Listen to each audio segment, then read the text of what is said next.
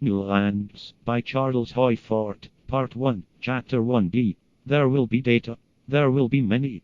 Behind this book, and published collectively, or held as constituting its reserve forces, there are other hundreds of data, but independently I take for a principle that all existence is a flux and a reflux, by which periods of expansion follow periods of contraction, that few men can even think widely when times are narrow times, but that human constrictions cannot repress extensions of thoughts and lives and enterprise and dominion when times are wider times. So then that the pageantry of foreign coasts that was revealed behind blank horizons after the year 1492 cannot be, in the course of development, the only astounding denial of seeming vacancy, that the spirit, or the animation, and the stimulations and the needs of the 15th century are all appearing again, and that requital may appear again. Aftermath of war, as in the year 1492, demands for readjustments, crowded and restless populations, revolts against limitations, intolerable restrictions against emigrations. The young man is no longer urged, or is no longer much inclined, to go westward.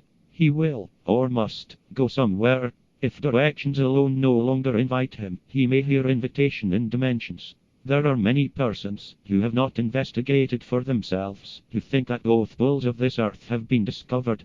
There are too many women traveling luxuriously in darkest Africa. Eskimos of Disco, Greenland, are publishing a newspaper. There must be outlet, or there will be explosion. Outlet and invitation and opportunity. San Salvador's of the sky, a Plymouth Rock that hangs in the heavens of Serbia, a foreign coast from which storms have brought materials to the city of Birmingham, England. Or the mentally freezing, or dying, will tighten their prohibitions, and the chill of their censorships will contract to extinction. Our lives, which, without sin, represent matter deprived of motion.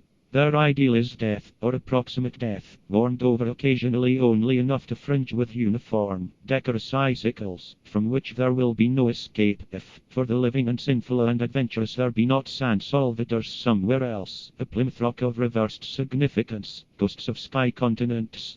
But every consciousness that we have of needs, and all hosts, departments, and subdivisions of data that indicate the possible requital of needs are opposed, not by the orthodoxy of the common Puritans, but by the Puritans of science, and their austere, disheartening, dried or frozen orthodoxy.